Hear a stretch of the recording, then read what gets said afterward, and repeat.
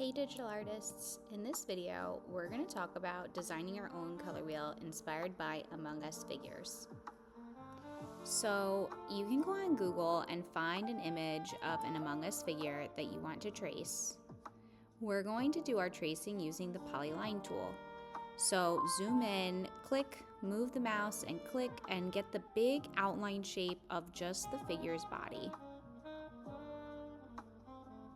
Once you have the big outline shape of its body, you can double click to get your purple anchor points and you can refine the shape of the Among Us figure's body. Once you have that shape perfected, also shape out his backpack, and then you can bring those shapes over so that way you can see the Among Us figure and create the shape for the shield on the face. You can line that up and change the border weight, make it a little thicker, and then you can start creating gradients for that facial area. You could use the custom gradients to make a gradient that matches the face shield on the Among Us figure.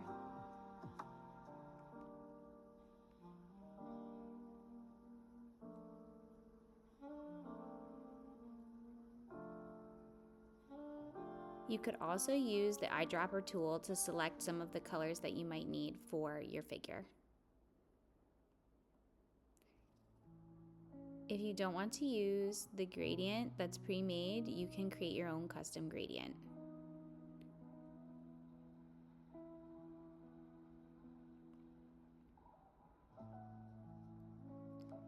If you don't like the custom gradient for the face shield, you could also use just an oval shape to create those three values.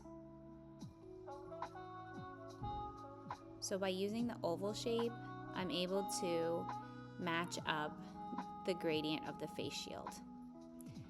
For this project, we're going to be creating a 12 color wheel. So the 3 primary colors, the 3 secondary colors, and the intermediate colors. So for each one of the Among Us figures, we're going to be recoloring it. So once you make one Among Us figure, you're going to be able to copy that Among Us figure and change the colors to match the 12 colors of the color wheel.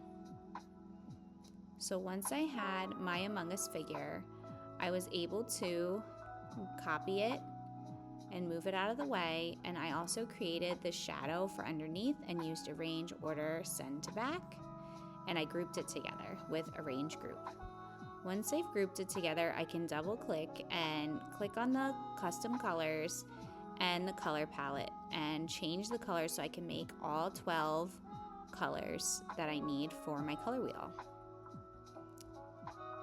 That's why it's important to make your first figure just the way you want it, so that way making the 12 colors of your color wheel can be done much more quickly just by duplicating the pieces that you've already grouped together.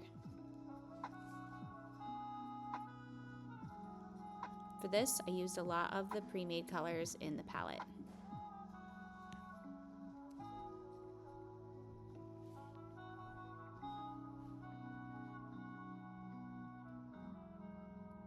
So by double clicking on the different parts, even though it's grouped together, I am able to recolor it. I took my reference images and I moved them all out of the way so that I could create my hue wheel with red, yellow, and blue are the primaries. Orange, green, and purple are the secondary colors. So I want to make sure that I arrange them in a way that makes sense. So red, yellow, and blue in between the secondary colors. And I made them a little bit smaller by pressing shift and clicking on them while I resized them.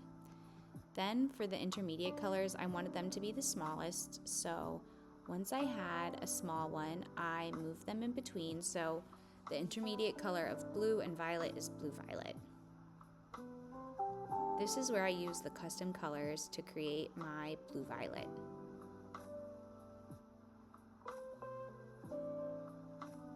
Really playing with that hue slider so that I can make each one of the intermediate colors.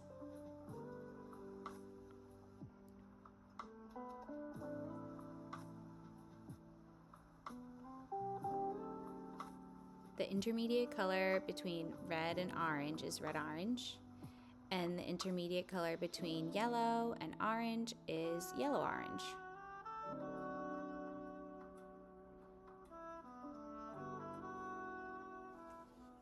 Really take your time to make sure that your custom colors are exactly what you need to make your 12-hue color wheel.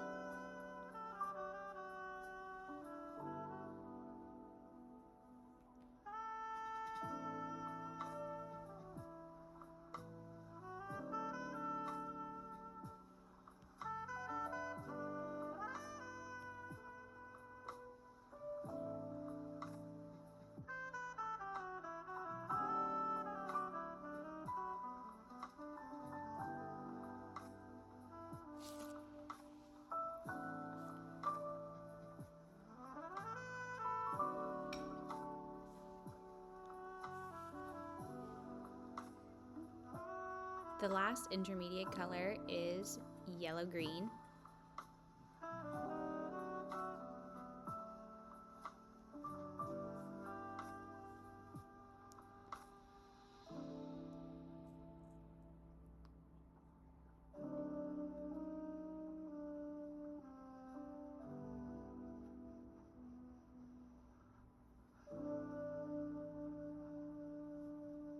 Once I had all of my 12 hues, I resized them, grouped them, and I used Arrange Center on Page. For the background color, I created a custom gradient using multiple stops and different hues so that I had an interesting design. So to do this, you're going to create a radial gradient and add a ton of stops. Spread the stops out on the line and then change all of the hues. I went in a value scale, so white, yellow, orange, red, magenta, blue, a darker blue, lighter blue, and green.